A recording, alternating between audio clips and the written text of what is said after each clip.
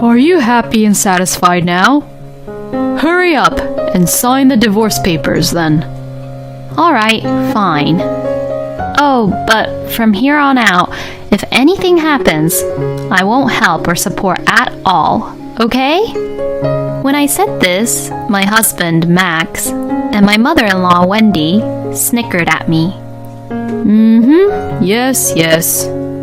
I think that's more like what we should be saying to you. Once I finished signing the divorce papers, both Max and Wendy looked very happy and were getting carried away from all the happiness. But little did they know that there was hell waiting for them. My name is Sarah, and I am a 32-year-old office worker. I have been married to my husband, Max, for 3 years now. My husband works for a major company, and he works very hard at his job. My husband is busier than me and comes home late. So even though we both work, I am basically mainly responsible in cooking and other house chores. And we don't have any kids yet. So we are able to spend a lot of time together as a couple. And we often go out for drinks with each other's friends and colleagues. And since we don't have any kids, both my husband and I spend a lot of time freely doing things we like to do. So I don't think we both feel that much stress. At the very least, I don't have any complaints or I'm not that dissatisfied with my husband. But there is something that has been bothering me a little lately. And that is that my husband often goes on business trips and he works even on holidays. There have been times where Max has had to go out of the country for international business trips or to work on Saturdays suddenly. And that only happened once a month or so, and it was pretty rare. But for the past few months, his business trips increased, and he had to go on business trips about twice a month, and he has to work on his day offs every week and on almost every holidays. My husband's company's working condition is not that horrible, and until now, his working hours have been within the limit and never exceeded it. So, I wondered why my husband was being forced to work so much by the company recently. When I asked my husband about it, he wouldn't give me any details and would only say, There are a lot of things going on at the company right now. I don't think it's right to blabber on, even to your own wife, about the company's business due to confidentiality. But still, this increase in Max having to work for long hours seemed really unusual. And what bothered me most was that my husband didn't seem to be having a hard time about working for that long. Rather, it always seemed like he's happy to go on business trips and work on his days off, happily leaving the house. But I know him, and I knew that he was happy not because he's extremely passionate about his work. At home, Max never talks about his work at all. And he has also never talked about wanting to be promoted to a higher position in his department. And he showed no signs of motivation or passion of wanting to do better at his work. And the most puzzling thing was that despite working for such long hours, my husband's salary has not increased at all. With all the long hours Max has been working, there should be no such thing as unpaid overtime.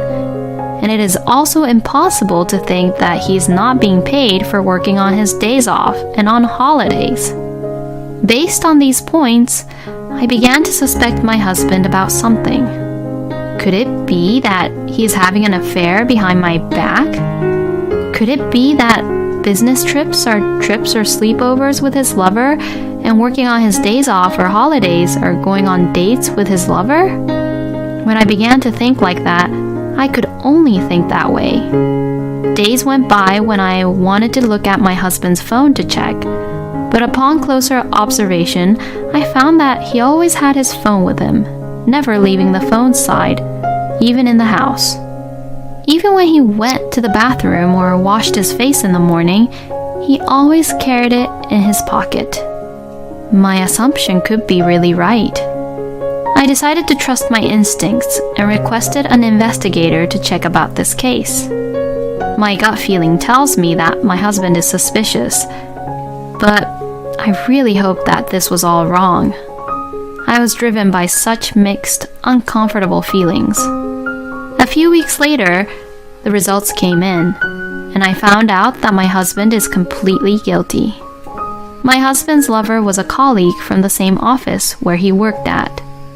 She was a single carrier woman, tall, good-looking, and she had the looks in a way that my husband prefers. I was just so angry.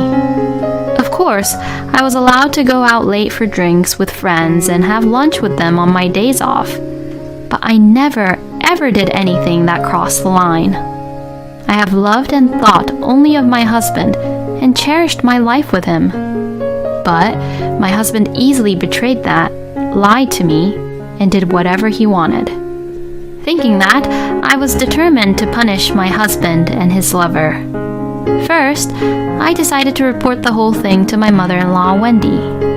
I had a reasonably good relationship with Wendy, and I knew that she would tell Max off about the whole situation and be on my side. I called Wendy in advance to let her know that I had something important to discuss, and I made my way to her house. Wendy has been living alone since the death of her husband a few years ago. "Oh, Sarah, welcome. What's wrong? You came here all on your own all of a sudden." "Well, Wendy, actually..." I reported to Wendy that Max was currently having an affair behind my back. I also explained that he had been meeting with his lover by saying he's going on a business trip or working on days off and holidays, and I showed her some photo evidence I had received from the investigator. But Wendy showed no signs of surprise, and she didn't react the way I thought she would. "Oh, Max is having an affair. Looking from her reaction, maybe Wendy is thinking that her son wasn't having an affair. Maybe that's why she doesn't really believe in the evidence. All these photos were taken as evidence from the investigator I hired.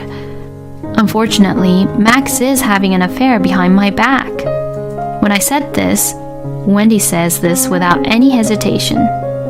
"Then, why don't you get a divorce with him?" "Huh? What, you're not going to get a divorce?" "I mean, I will get a divorce, but..." Isn't the conversation going too easily? Was she that uninterested in her own son's married life? As I was thinking that, Wendy then said something unexpected. "Well, that's good then." "Huh? Max, Molly, you both can come out now finally." When Wendy said that, to my surprise, my husband and his lover came out from the next room. How did you..." "Oh, hey, Sarah." "Hello." "Oh, I'm sorry.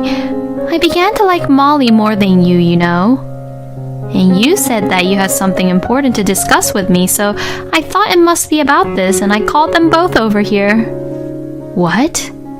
So, does that mean that you support and side with these people?" "Yes, that's right. Are you saying that you approve of your own son for having an affair? Don't you dare talk to me like that. My son just found a better partner." "Excuse me? Unfortunately, you are weaker and inferior than Molly. Molly has a higher income with great looks, and she has even agreed to live with me. Compared to you, it's only obvious that Molly is much more attractive."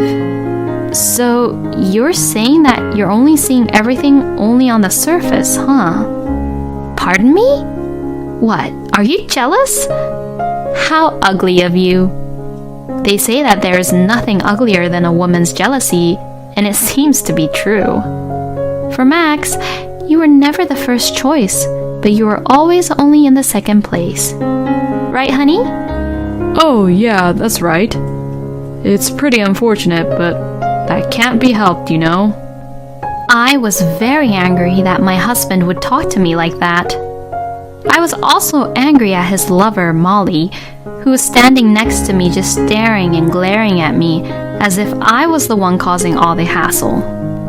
I wanted to punch them both in the face, but that would have put me in a disadvantage. I managed to suppress my anger and say this calmly. I don't care if you two remarry, but I will make sure that you all pay alimony. Then my mother-in-law gave me a dirty smile and said, "Oh, we'll pay it. We can totally afford it. If we combine Max and Molly's income together, we have nothing to fear." Then my husband said, Well then, I need you to sign this. as he showed me some papers. It was divorce papers. Max's parts were all already signed. Oh, I see. So he had this whole thing planned all along, huh? I won't sign it just yet. When I said this, the three of them looked all surprised. And why is that? You just said that you were getting a divorce. Just hurry up and sign it. We even said that we pay you the alimony. Ugh, you're such a pain in the butt. I'm only going home today because I'm not convinced that I should sign the papers yet. I'm not going to let them make me do whatever they want me to do. No, I will not let you leave here right now until you sign them. Yeah, that's right. If you want to get out of here, just sign these divorce papers. Are you sure about that? Are you sure that you can say that? I mean, what you're saying is confinement. You're just threatening me, you know? And I just recorded what you just said. What would happen if I turned this in to the police? Both Max and Wendy began to flinch. What are you trying to do? I just don't want to obey and do whatever you all tell me to do. I'll decide when to divorce you. The next time we meet, let's meet with our lawyers by our side. With that, I left Wendy's place.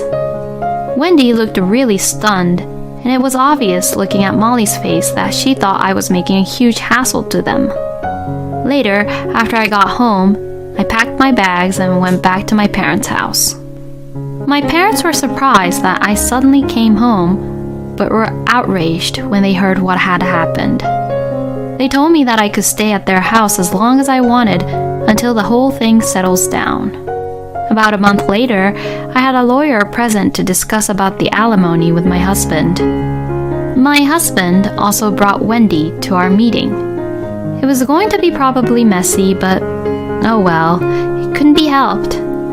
One of the reasons why I stubbornly did not sign the divorce papers right then and there was that I thought I might get a little more if I asked for the alimony before we actually got divorced. I officially demanded alimony from my husband as my lawyer talked me through the process. I then sent a demand for alimony to Molly by sending the contents certified mail. My husband immediately agreed and promised to pay the amount. Are you happy and satisfied now? Hurry up and sign the divorce papers then. All right, fine. Oh, but from here on out, if anything happens, I won't help or support at all, okay? When I said this, my husband Max and my mother-in-law Wendy snickered at me. Yes, yes. I think that's more like what we should be saying to you. Once I finished signing the divorce papers, both Max and Wendy looked very happy and were getting carried away from all the happiness. But little did they know that there was hell waiting for them. I then moved to an apartment sized for one person near my office. It is very close to my office, making my commute much easier and more comfortable than before.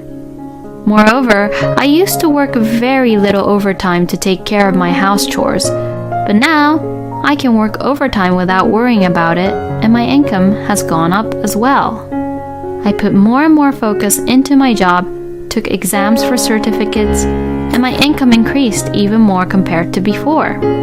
Then, about a year after my divorce, I received a call from a number which it looked like familiar to me. I've seen it before, but who was it? I had seen it, but I couldn't remember. Anyways, the phone kept ringing, so I answered it. Then, it was my ex-mother-in-law, Wendy, who called me. Oh, thank goodness, it's finally connected. Oh, Sarah, please help me. Huh? What's wrong? I can't take it anymore. It's because of that woman, Molly. I knew it. Are you still being chased by loan sharks because of the debt? What? How did you know about that? I actually had an investigator look into it. So, you knew about everything and you didn't even try to tell us and just betray us like that? Oh, no, no, no. You all betrayed me, didn't you? Stop talking nonsense here. Max was the one who had an affair behind my back and left me. Well, if you only called me to complain, I'll just hang up now. Wait! Will you get back together with Max again? If it continues going on like this, both Max and I will sink down together. That woman, she keeps on pushing me around. In fact, before I officially divorced my ex-husband, I had hired an investigator to do a research about his lover. I found out that the woman, Molly, was addicted to gambling and was heavily involved in horse racing and casinos. And apparently, she also has a huge amount of debt. And this is just my guess, but I think she married Max and moved in with Wendy so that she could save some money for her own living expenses. That way, she wouldn't have to pay rent, and since she is such an overpowering and outspoken woman, she probably forced Wendy to obey her and do all the house chores for her. Also, there could be a possibility that Molly had Max and Wendy help her pay off her debts as well. Oh, Wendy, you must be completely disappointed then. So, it wasn't me who was poor, but that woman, Molly, is the one who's poor. Well, it's all none of my business now because it doesn't matter to me anymore. Oh, please, don't shun us like that. All of Max's savings and my savings, almost all of them are gone. Well, it's what both Max and Wendy deserves. And because you sent a content-certified letter to the company about Molly, both Max and Molly got a pay cut. So that means that you are responsible too. Take responsibility and help us. How much more obnoxious and self-centered can she be? But I'm a little irritated that Molly is doing whatever she wants to do.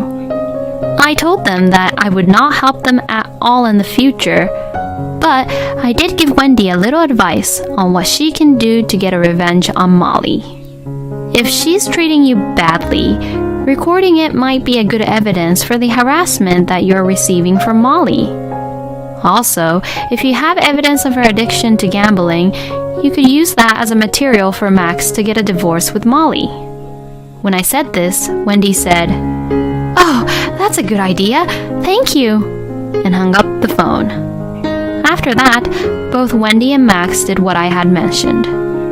As a result, Max and Molly got a divorce, and Wendy and Max were released from Molly's debt. In the end, Molly was unable to repay her debts and had to go through many consumer loan companies. And before long, she disappeared from the company as well. Although Max and Wendy were freed from that woman, their money were squeezed out a lot during the past year, and the psychological damages are said to be quite severe. Well, compared to them, I think I am the happiest out of all of them. So, I guess in the end, everything went all right. By the way, Wendy seemed to think that she could get Max and I back together because I cooperated with her in the end, and she called me several times, but I ignored all of them and blocked her calls. I then began to have a romantic relationship with a colleague at work. And 2 years later, we got married, and now we have a child. My new husband is a wonderful person, and I feel very comfortable with him. I would like to continue to have a good time with my current husband and watch our child grow up together. Well, there were a lot of crazy people in this story. Wendy, who called Molly and Max in advance and kept them waiting in a separate room, was really crazy. But it was Wendy and Max's fault for not seeing that Molly was that kind of person. As a result, Sarah, who has lived a decent life, was the most happiest in the end, and Max and Wendy deserved what they got, so I have no complaints.